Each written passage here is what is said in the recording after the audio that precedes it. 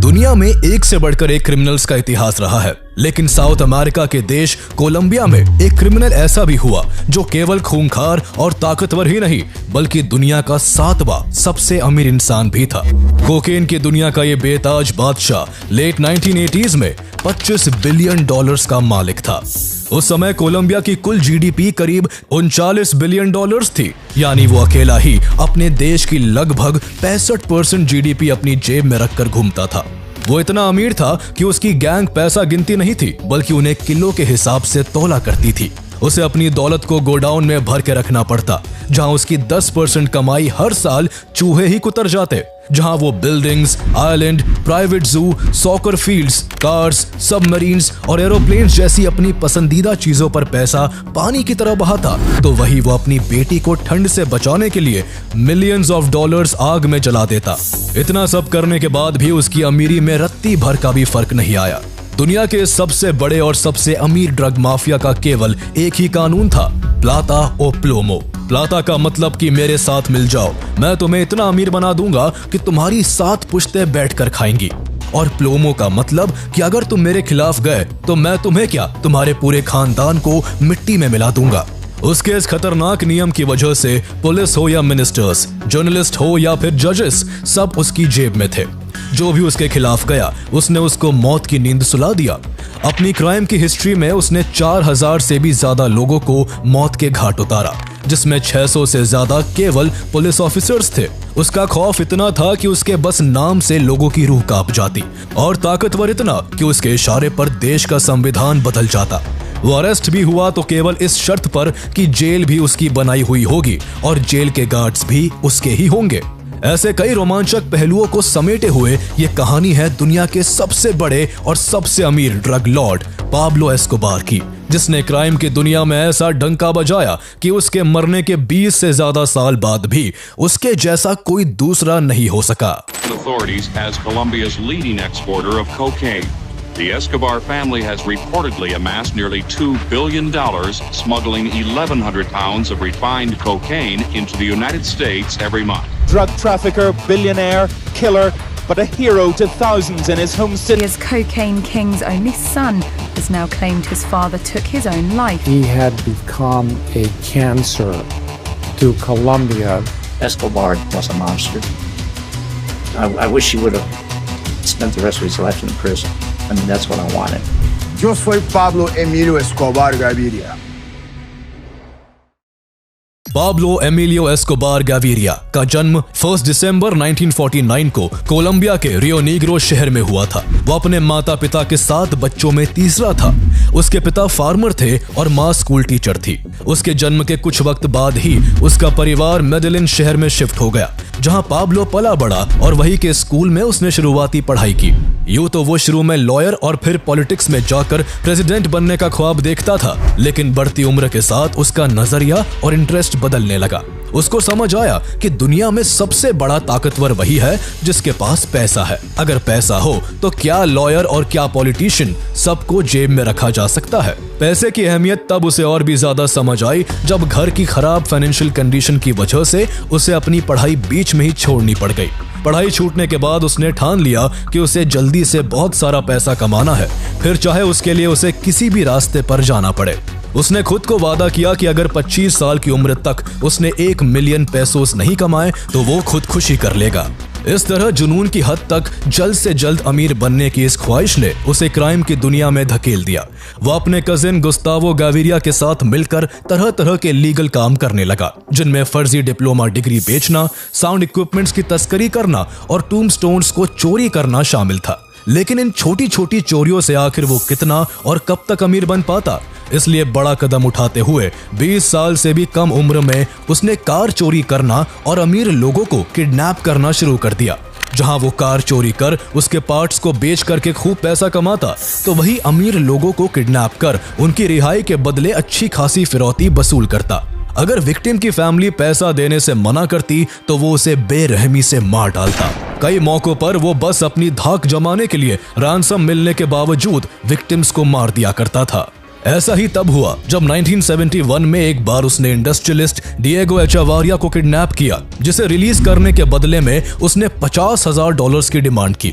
उसकी डिमांड पूरी होने और उसे मन मुताबिक पैसे मिलने के बाद भी उसने डिएगो की जान ले ली। ये चोरी और किडनैपिंग का सिलसिला यूं ही चलता रहा और खुद से किए वादे को पूरा करते हुए वो महज 22 साल की उम्र में ही मिलियनेयर बन गया। एक तरफ उसकी बढ़ती क्राइम एक्टिविटीज से बाकी के क्रिमिनल्स के बीच उसका दबदबा हो रहा था, तो वहीं दूसरी ओर वो पुलिस की नजरों में भी आने लगा था। बहुत बार पुलिस की गिरफ्त से बच निकलने के बाद आखिरकार साल 1974 में कार चोरी करने के जुर्म में उसे अरेस्ट कर लिया गया, जिस कारण उसे कई महीनों तक जेल की हवा खानी पड़ी। जेल जाने के बाद भी पाब्लो का हौसला डगमगाया नहीं, बल्कि उसने पुलिस को रिश्वत देने का तरीका ढूंढ निकाला और अपना काम जारी रखा। पाब्लो का मकसद ही पैसा कमाना था, इसलिए जहां भी उसे ज्यादा कमाई दिखाई देती वो हर उस फील्ड में घुस जाता। वो पैसे के लिए पहले चोरी, फॉर्जरी, किडनैपिंग और मर्डर जैसे क्राइम करता था, लेकिन जब उसका सामना कोकेन के बिजनेस से हुआ तो उसके प्रॉफिट के आगे उसको बाकी सभी काम फीके लगने लगे। ये 1970s का वो दौर था जब अमेरिका में ड्रग्स स्मगल कर कोलंबिया के ड्रग ट्रैफिकर बेशुमार पैसा छाप रहे थे। जो भी इस धंधे में था वो माला माल हो रहा था। इसे अपॉर्चुनिटी के तौर पर देखते हुए पाब्लो एस्कोबार ने इस धंधे में घुसने का मन बना लिया। शुरू में उसने कई ड्रग माफियाओं के लिए काम किया, जिनसे उसने ड्रग के धंधे की बारीकियों को सीखा। उसने न केवल स्मगलिंग रूट्स के बारे में जाना, बल्कि ड्रग वर्ल्ड में बहुत से इंपॉर्टेंट कनेक्शंस भी एस्टैब्लिश कर लिए, जो आगे चलकर उसके बहुत काम आने वाले थे। पाब्लो बहुत अच्छे से जानता था कि बड़ी कामयाबी और बड़ा पैसा दूसरों के लिए काम करके नहीं कमाया जा सकता, इसलिए वो ड्रग्स की दुनिया की अच्छी समझ होने के बाद खुद का ड्रग कार्टेल बनाना चाहता था। इस धंधे में अपने पैर जमाने के लिए उसका पहला टारगेट बड़े प्लेयर्स को रास्ते से हटाना था। इसी मकसद के साथ साल 1975 में उसने मेडेलिन के सबसे बड़े कोकेन ट्रैफिकर फाबियो रेस्ट्रेपो को मरवा डाला और उसके लोगों की जिंदगी इस शर्त पर बख्शी कि उन सबको उसके लिए काम करना पड़ेगा।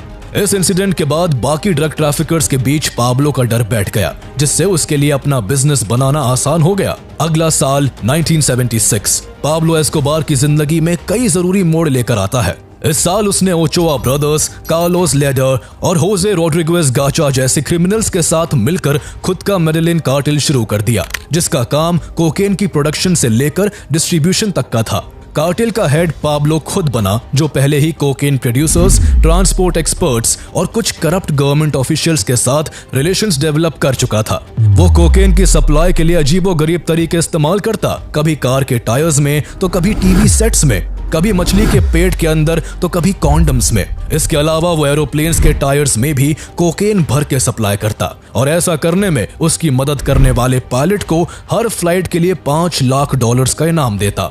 इस तरह उसकी लीडरशिप में कार्टेल का बिजनेस बढ़ने लगा और उसकी काफी अच्छी कमाई होने लगी। जब उसके पास ज्यादा दौलत हो गई तो उसने बिजनेस को और एक्सपैंड करने के लिए सबमरीन्स और एयरक्राफ्ट्स खरीदकर उनसे कोलंबिया समेत पेरू, बोलीविया और इक्वाडोर जैसे देशों से भी अमेरिका के अंदर कोकेन सप्लाई करना शुरू कर दिया।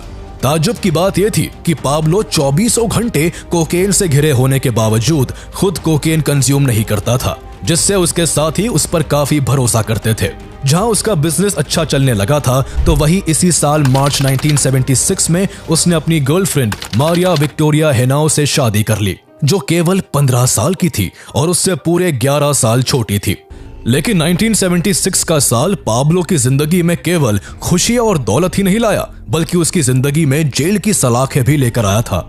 9 जून 1976 को कोलंबियन इंटेलिजेंस एजेंसी की एक रेड में पाब्लो की कार के टायर्स में से करीब 40 पाउंड कोकेन बरामद होता है, जिसके बाद पाब्लो समेत उसके 6 साथियों को पकड़कर जेल में डाल दिया गया। लेकिन वो इस बार ज्यादा वक्त तक जेल में नहीं टिकने वाला था, क्योंकि वो अब तक क्राइम की दुनिया के काफी दांव पेच सीख चुका था। वो जान चुका था कि कौन सा पासा कब और कहां फेंकना है। उसने कुछ पुलिस अधिकारियों, वकीलों और जजों को रिश्वत देकर तो कुछ को डरा धमकाकर जेल से बाहर निकलने का रास्ता निकाल लिया।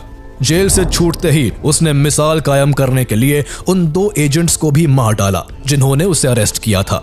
इस तरह पाब्लो ने अपनी मंशा पूरी दुनिया के सामने साफ जाहिर कर दी थी कि या तो मेरे साथ काम करो या फिर मारे जाओ। इसी को उसने प्लाता और प्लोमो का नाम दिया। प्लाता यानी रिश्वत लो और मेरे साथ हो जाओ, मैं तुम्हें ऊपर से नीचे तक पैसे से भर दूंगा, या फिर प्लोमो यानी अगर मेरे खिलाफ गए तो मैं तुम्हारे साथ साथ तुम्हारे परिवार को भी खत्म कर दूंगा। जर्नलिस्ट हो या फिर पुलिस ऑफिसर्स, मिनिस्टर्स हो या फिर जजेस, सबके सामने वो केवल यही दो ऑप्शंस रखता। उसके इस खतरनाक नियम का असर ये हुआ कि लोग उससे डर कर घूस लेने लगे और उसका धंधा दिन दुनी रात चौगुनी तरक्की करने लगा। जब व्यापार बढ़ने लगा तो दौलत भी बेशुमार बढ़ने लगी। पाब्लो उस दौलत से और भी ज्यादा दौलत कमाने के रास्ते खोजने लगा। उसके कार्टेल ने बहामास के नॉर्मन्स के आइलैंड पर काफी जमीन खरीदी, साथ ही वहां 1 किलोमीटर का एयर स्ट्रिप, कई एयरक्राफ्ट्स, एक हार्बर, कुछ बोट्स और मकान खरीदे। वहां कोकेन को स्टोर करने के लिए एक रेफ्रिजरेटेड वेयरहाउस भी बनवाया गया, जिसके बाद यह आइलैंड पाब्लो के मेडेलिन कार्टेल का सेंट्रल स्मगलिंग रूट बन गया। यह जगह बहुत सोच समझकर चुनी गई थी, क्योंकि यहां से अमेरिका के फ्लोरिडा का तट कोलंबिया के कंपैरिजन में काफी पास था, जिस कारण यहां से और भी तेजी और आसानी के साथ कोकेन अमेरिका के अंदर भेजा जा सकता था। साथ ही उसने कोलंबिया के कई ड्रग कार्टेल्स के साथ इस ऑफर के साथ टाई अप किया कि अगर वो अपने ड्रग्स को उसके थ्रू सप्लाई करेंगे तो पुलिस के पकड़े जाने या फिर कोई भी लॉस होने पर पाब्लो उनका पूरा भुगतान करेगा। इस तरह अदर कार्टेल्स भी उसके थ्रू ड्रग सप्लाई करवाने लगे, जिसके लिए पाब्लो उनके प्रॉफिट का एक बड़ा कट चार्ज करता। पाब्लो की स्ट्रेटेजी काम कर रही थी। पलक झपकते ही वो इंटरनेशनल ड्रग ट्रेड का मेजर प्लेयर बन चुका था। जहां अमेरिका के अंदर 80% कोकेन उसके द्वारा एक्सपोर्ट किया जा रहा था, तो वही वो अमेरिका के अलावा Mexico, Puerto Rico, the Dominican Republic, Venezuela और स्पेन के कोकेन ट्रेड का भी लार्जेस्ट पोर्शन कैप्चर कर चुका था। इस खतरनाक एक्सपेंशन का रिजल्ट ये हुआ कि वो कोकेन से हर हफ्ते $420 मिलियन कमाने लगा, जिस कारण पूरी दुनिया में उसे द किंग ऑफ कोकेन कहा जाने लगा। पाब्लो की किस्मत के सितारे बुलंदी पर थे। वो अपने ख्वाबों की जिंदगी जी रहा था। उसके पास पैसा इतना हो चुका था कि उन्हें बांधने के लिए हर महीने $2,500 केवल रबर बैंड पर खर्च करने पड़ते। गिनने में कई दिन लग जाते, इसलिए तोल कर उनका हिसाब रखा जाता और गोडाउन में भर दिया जाता। हर साल करीब $2 बिलियन चूहे कुतर जाते या फिर गल सड़ जाते। कमाई बेतहाशा थी तो पाब्लो के खर्चे भी कुछ कम नहीं थे। वो कई private planes, helicopters, cars, buildings और बंगलोज का मालिक बन चुका था। उसने सबसे ज्यादा खर्चा मेडेलिन में ही एक घर को बनाने में किया, जिसे उसने हैसिएंदा नेपोलिस का नाम दिया। उसने एक घर 7,000 एकड़ में बनवाया, जिसकी केवल जमीन ही $63 मिलियन की थी। उस आलीशान घर में उसने अपने पर्सनल एयरपोर्ट और हेलीपोर्ट बनवाए। साथ ही उसने कई artificial lakes, 6 swimming pools, soccer fields, dinosaur statue, bull fighting arena और टेनिस कोर्ट समेत एक पर्सनल जू भी बनवाया। पाब्लो एस्कोबार के जू में elephants, lions, rhinoceros, gazelles, zebras, hippos, camels और ऑस्ट्रिचेस समेत 200 तरह के जानवर थे, जिनमें से कुछ तो कोलंबिया के अंदर पाए भी नहीं जाते थे। इसलिए उन्हें उसने बाहर के देशों से अपने प्लेन्स के जरिए स्मगल करवाया था। पैसे की वजह से दुनिया पाब्लो की मुट्ठी में थी। वो जो चाहता उसे वो एक इशारे पर मिल जाता। उसने तब तक इतनी दौलत कमा ली थी कि वो क्या, उसकी आने वाली कई पीढ़ियां भी अगर कोई काम ना करती तो भी उनका गुजारा उसके कमाए हुए पैसों से हो जाता। लेकिन दौलत और ताकत का ऐसा नशा उसके सर चढ़ चुका था कि इतना सब भी उसको कम लगता था। उसने और भी ताकतवर बनने के लिए अपने बचपन के सपने को पूरा कर पॉलिटिशियन बनने का फैसला किया। उसकी रणनीति थी कि अगर वो बड़ा पॉलिटिशियन बन जाता है तो वो जिंदगी भर कानून से बचा रहेगा। इसी मकसद के साथ उसने पब्लिक वेलफेयर के काम करने शुरू कर दिए। उसने गरीबों के लिए मकान, हॉस्पिटल्स, स्कूल्स, चर्चेस, पार्क्स और स्टेडियम्स बनवाए, जिससे उसे पब्लिक पसंद करने लगी और उसकी पर्सनालिटी लोगों के बीच एक रॉबिन हुड की बन गई। बढ़ती पॉपुलैरिटी के बीच पाब्लो एस्कोबार ने कोलंबिया की पार्लियामेंट सीट के लिए कैंपेन शुरू किया और कुछ ही वक्त बाद नवंबर 1982 में उसे जायरो ओर्टेगा के सब्स्टिट्यूट के तौर पर चुन लिया गया। पाब्लो अब कोलंबियन पार्लियामेंट का मेंबर बन चुका था। दुनिया हैरान थी कि कोलंबिया का सबसे बड़ा क्रिमिनल ही देश की सत्ता में बैठा है। हद तो तब हो गई जब एक बार स्पेन में उसे कोलंबियन गवर्नमेंट का ऑफिशियल रिप्रेजेंटेटिव बनाकर भेजा गया। ये बात किसी के लिए भी हजम कर पाना मुश्किल था, क्योंकि स्पेन के अंदर सबसे ज्यादा ड्रग सप्लाई करने वाला पाब्लो एस्कोबार ही था। उसने इस तरह पॉलिटिक्स में आकर खुद को और भी पावरफुल बना लिया था। उसके कार्टेल का बिजनेस अब और भी स्मूथली चलने लगा था, जो अब केवल यूएस का ही नहीं पूरी दुनिया के कोकेन ट्रेड का 80% मार्केट कैप्चर कर चुका था। उसका अब सपना था कि वो अपने पॉलिटिकल करियर को इतना बड़ा कर ले कि वो देश का प्रेसिडेंट बन जाए। लेकिन इतने बड़े क्रिमिनल रिकॉर्ड के साथ प्रेसिडेंट बनना तो दूर, वो अपनी पार्लियामेंट सीट तक भी नहीं बचा पाया। जल्द ही ऑपोजिशन पार्टी के लोग उसके क्राइम्स की पोल खोलने लगे और उसे खुलेआम क्वेश्चन किया जाने लगा। उसके पॉलिटिकल करियर को भारी झटका तब लगा जब जस्टिस मिनिस्टर रॉड्रिगो लारा बोनीला ने उसका पूरा कच्चा चिट्ठा खोलकर उसके खिलाफ इन्वेस्टिगेशन शुरू कर दी। इन्वेस्टिगेशन में उसके पुराने केसेस खोले गए, साथ ही ड्रग्स की कमाई से खरीदी गई उसकी प्रॉपर्टीज और प्लेन्स को भी सीज करने का ऑर्डर दे दिया गया। रही सही कसर तब पूरी हो गई जब एल एस्पेक्टाडोर नाम के अखबार ने इन सारी चीजों के बारे में छापकर पाब्लो की पूरी सच्चाई को दुनिया के सामने उजागर कर दिया। यूं तो हर कोई उसके धंधे से वाकिफ था, लेकिन उसके डर, ताकत और रिश्वत की वजह से सब जानकर भी अनजान बने रहते थे। लेकिन देश के एक बड़े पद पर होने की वजह से उसके कामों को आखिर कब तक नजरअंदाज किया जा सकता था। सत्ता के लालच में कहीं वो दौलत भी ना गवा बैठे, इसलिए पाब्लो एस्कोबार ने जनवरी 1984 में अपनी सीट से रिजाइन कर पॉलिटिक्स से रिटायरमेंट ले लिया। लेकिन बदले की आग में उसने जस्टिस मिनिस्टर रॉड्रिगो लारा बोनीला और एल एस्पेक्टाडोर न्यूज़पेपर के एडिटर को बेरहमी से मार डाला। पाब्लो एस्कोबार के बढ़ते क्राइम्स अब कोलंबियन गवर्नमेंट को काफी परेशान करने लगे थे, इसलिए उसके खिलाफ अरेस्ट वारंट जारी कर दिया गया, जिससे उसे छुपकर रहने को मजबूर होना पड़ा। गवर्नमेंट को ड्रग स्मगलर्स के खिलाफ सख्ती न बरतने के लिए बदनामी सहनी पड़ रही थी, इसलिए कोलंबियन गवर्नमेंट ने यूएस के साथ एक्सट्रेडिशन एग्रीमेंट भी साइन किया, जिसके तहत पाब्लो जैसे ड्रग ट्रैफिकर्स को पकड़कर अमेरिका को सौंप देना था।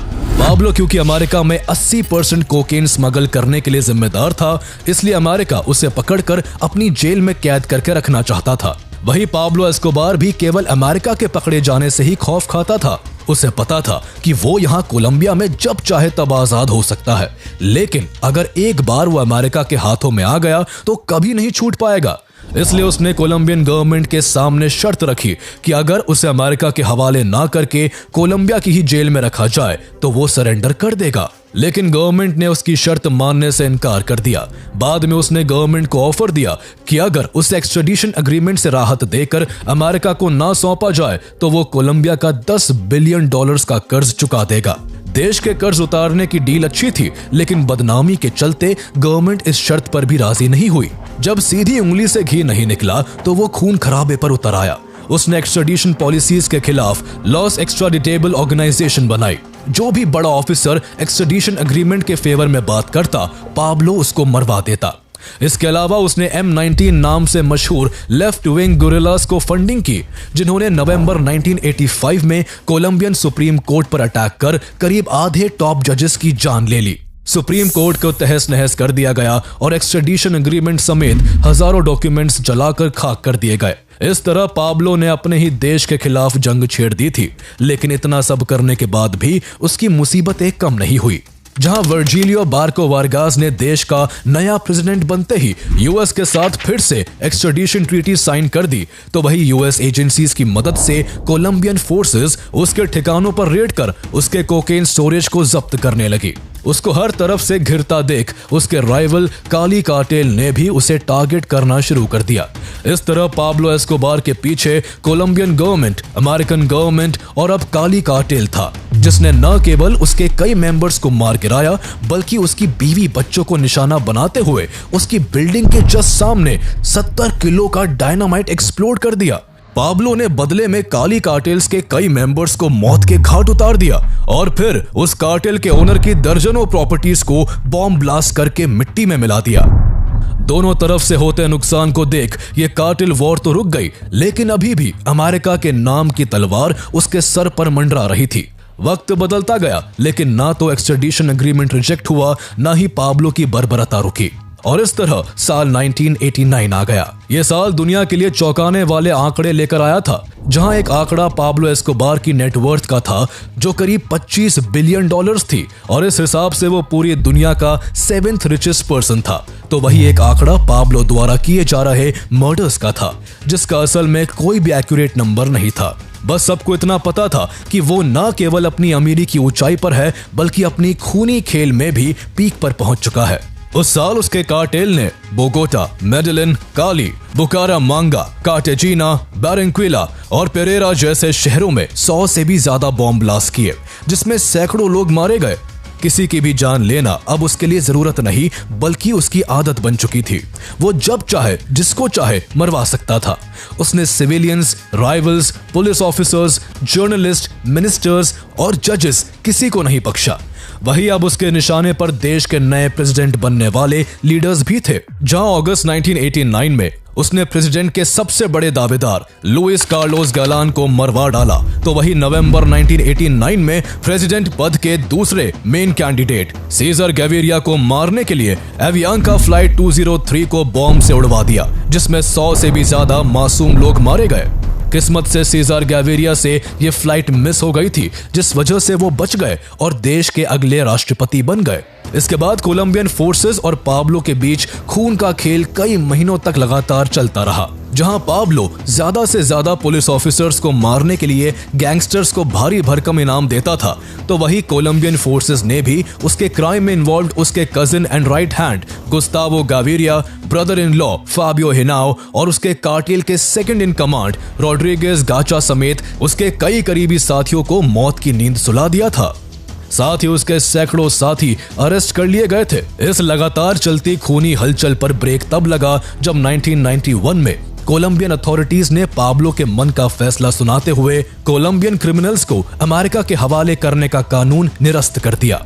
इस कानून के बदलने के पीछे पाब्लो एस्कोबार का ही हाथ माना जाता है, लेकिन वो बस इतने भर से मानने वाला नहीं था। वो अपने टेररिज्म के दम पर सरकार से और भी ज्यादा छूट चाहता था। इसलिए उसने जून 1991 में इस शर्त पर खुद को सरेंडर किया कि वो खुद की बनाई हुई जेल में रहेगा और उस जेल की सिक्योरिटी के लिए गार्ड्स भी उसी के होंगे। साथ ही उसने ये शर्त भी रखी कि जेल के 12 मील के दायरे में कोलंबियन पुलिस मौजूद नहीं होनी चाहिए। उसकी तरफ से किए जा रहे लगातार बॉम्ब ब्लास्ट और मर्डर्स को देखते हुए कोलंबियन गवर्नमेंट को उसकी इस शर्त को भी मजबूरन मानना पड़ा। यह इतिहास में पहली बार था जब किसी क्रिमिनल को इतनी सहूलियत दी गई कि वो अपनी बनाई हुई जेल में रह सके। पाब्लो एस्कोबार ने अपनी दबंगाई से यह करिश्मा कर दिखाया था। उसने अपने लिए ला कैथेड्रल नाम का एक आलीशान प्रिजन बनवाया, जिसके कमरे किसी 5 स्टार होटल से कम नहीं थे। वेल डेकोरेटेड कमरों में बड़े बड़े bed, TV sets, music players, imported furniture, personal library और कारपेटेड फ्लोर्स थे। साथ ही जेल में पूल रूम्स, बार और सॉकर फील्ड भी मौजूद था, जहां उससे मिलने बड़े बड़े सेलिब्रिटीज, सॉकर प्लेयर्स और ब्यूटी क्वींस आती। इन सभी फैसिलिटीज के बीच वो न केवल ऐशो आराम की जिंदगी जी रहा था, बल्कि उसकी बिजनेस मीटिंग्स भी बिना किसी रुकावट के चल रही थी। उसकी लीडरशिप में केवल अमेरिका के ही अंदर हर दिन 15 टन कोकेन सप्लाई हो रहा था, जिससे वो बेतहाशा कमाई कर रहा था। इस तरह पाब्लो एस्कोबार केवल नाम के लिए जेल में था। उसके वहां रहने से ना तो उसकी दिनचर्या बदली थी और ना ही उसके इलीगल बिजनेस पर कोई असर पड़ा था। कई महीनों तक वो इसी तरह मजे से अपनी बनाई हुई जेल में रहा, लेकिन एक दिन जब उसने अपने कार्टेल के 2 मेंबर्स को टॉर्चर कर बुरी तरह मार डाला, तो गवर्नमेंट की चिंताएं फिर से बढ़ने लगी। सरकार को समझ आ चुका था कि पाब्लो के उस जेल में रहने से ना तो उसके कोकेन का धंधा कम होगा और ना उसकी ब्रुटैलिटी कम होगी। इसलिए उसको किसी टाइट सिक्योरिटी में रखने का फैसला किया गया। उसे पकड़ने के लिए 22 जुलाई 1992 को कोलंबियन फोर्सेस ने ला कैथेड्रल प्रिजन पर दस्तक दी, लेकिन तब तक बहुत देर हो चुकी थी। पाब्लो एस्कोबार को अपने सोर्सेस के जरिए गवर्नमेंट का प्लान पहले ही पता चल गया था और वो कोलंबियन फोर्सेस के आने से पहले ही फरार हो चुका था। उसका जेल से भागना कोलंबियन अथॉरिटीज के लिए बेहद शर्मनाक था। अमेरिका इस लापरवाही के लिए उन्हें फटकार रहा था। अमेरिकन गवर्नमेंट जल्द से जल्द अपने देश में बढ़ते ड्रग सप्लाई को रोकना चाहती थी, जिसके लिए कोकेन किंग पाब्लो एस्कोबार का पकड़ा जाना सबसे जरूरी था। इसलिए स्ट्रिक्ट एक्शंस लेते हुए कोलंबियन पुलिस और आर्मी के साथ अमेरिका की ड्रग एनफोर्समेंट एजेंसी DEA ने मिलकर पाब्लो एस्कोबार को पकड़ने के लिए सर्च ब्लॉक नाम की ऑपरेशन यूनिट तैयार की। साथ ही उससे जुड़ी कोई भी इंपॉर्टेंट इंफॉर्मेशन देने वाले के लिए 2.7 बिलियन कोलंबियन पेसोस का रिवॉर्ड डिक्लेयर कर दिया गया। पाब्लो एस्कोबार अपने राज में दुश्मनी के इतने बीज बो चुका था कि अब उसके लिए ज्यादा दिनों तक बच पाना मुश्किल था। जहां कोलंबियन एंड अमेरिकन गवर्नमेंट उसके पीछे हाथ धोकर पड़ी हुई थी, तो वही उसे खत्म करने के लिए लॉस पेपेस नाम का एक पैरामिलिट्री ग्रुप भी खड़ा हो चुका था। ये ग्रुप पाब्लो के राइवल्स और एनिमीज का था, जिनको उन फैमिली मेंबर्स का भी सपोर्ट था जिनके किसी अपने को पाब्लो ने मार डाला था। उसने अपनी जिंदगी में 4000 से भी ज्यादा लोगों की जान ली थी, जिनमें सैकड़ों पुलिस वाले थे। इसी से अंदाजा लगाया जा सकता है कि उसके अगेंस्ट में इस ग्रुप को कितने हजारों लोगों का सपोर्ट होगा। देखते ही देखते दौलत और शोहरत के शिखर पर बैठा हुआ पाब्लो एस्कोबार सबका दुश्मन बन चुका था। एक तरफ उसके एसोसिएट्स और मेंबर्स को पुलिस निशाना बना रही थी, तो दूसरी ओर लॉस पेपेस ग्रुप भी उसके सैकड़ों साथियों को मौत के घाट उतार रहा था। यह शायद पहली बार था जब उसकी अरबों खरबों की दौलत भी उसको प्रोटेक्शन नहीं दे पा रही थी। वो जेल से भागने के बाद किसी तरह करीब 1.5 साल तक पुलिस की गिरफ्त से दूर रहा, लेकिन 1 दिसंबर 1993 को जब वो अपने खुफिया ठिकाने पर अपने साथियों के साथ पार्टी करते हुए अपना 44वां जन्मदिन मना रहा था, तब उसे अंदाजा भी नहीं था कि ये उसका आखिरी बर्थडे होने वाला है। उसने अपने बर्थडे के मौके पर अपने बीवी बच्चों समेत अपने कई खास लोगों से कॉल पर घंटों तक बात की, जिन्हें यूएस की टेक्निकल असिस्टेंस की वजह से कोलंबियन अथॉरिटीज द्वारा ट्रेस किया जा रहा था, जिससे उसकी लोकेशन का पता लगा लिया गया। अगले ही दिन 2 दिसंबर 1993 को कोलंबियन पुलिस ने मेडेलिन की एक बिल्डिंग पर धावा बोल दिया। पुलिस को देख पाब्लो और उसके साथी बिल्डिंग की छत से भागने लगे। जब पुलिस ने उनका पीछा किया तो उसने फायरिंग शुरू कर दी, जिससे पुलिस भी उस पर ताबड़तोड़ गोलियां चलाने लगी। इस फायरिंग में उसको एक के बाद एक कई गोलियां लगी, जिस वजह से अरबों खरबों का मालिक, लाखों लोगों की बर्बादी का गुनहगार और हजारों लोगों का कातिल पाब्लो एस्कोबार चंद सेकंड्स में ही ढेर हो गया। हालांकि उसके मरने के पीछे एक थ्योरी यह भी मानी जाती है कि उसने खुद अपने आप को शूट किया था। वो अक्सर कहता था कि अमेरिका की जेल में सड़ने से अच्छा होगा कि वो कोलंबिया की ही मिट्टी में दफन हो जाए, और जिस दिन उसको लगेगा कि बाजी उसके हाथ से निकल गई है, वो खुदकुशी कर लेगा। वजह चाहे जो भी हो, दुनिया का सबसे बड़ा और सबसे अमीर ड्रग माफिया मर चुका था। जहां कोलंबियन गवर्नमेंट के लिए ये एक बहुत बड़ा अचीवमेंट था, तो वहीं उसके फ्यूनरल में करीब 25,000 लोगों की भीड़ उसकी मौत का मातम मना रही थी, क्योंकि वो उनमें से बहुत से लोगों का मसीहा था। पाब्लो एस्कोबार के बाद भी दुनिया में एक से बढ़कर एक ड्रग माफिया हुए, लेकिन वो अकेला ऐसा था जिसे द किंग ऑफ कोकेन के नाम से जाना गया, जो 7 सालों तक दुनिया के सबसे अमीर इंसानों की लिस्ट में बना रहा।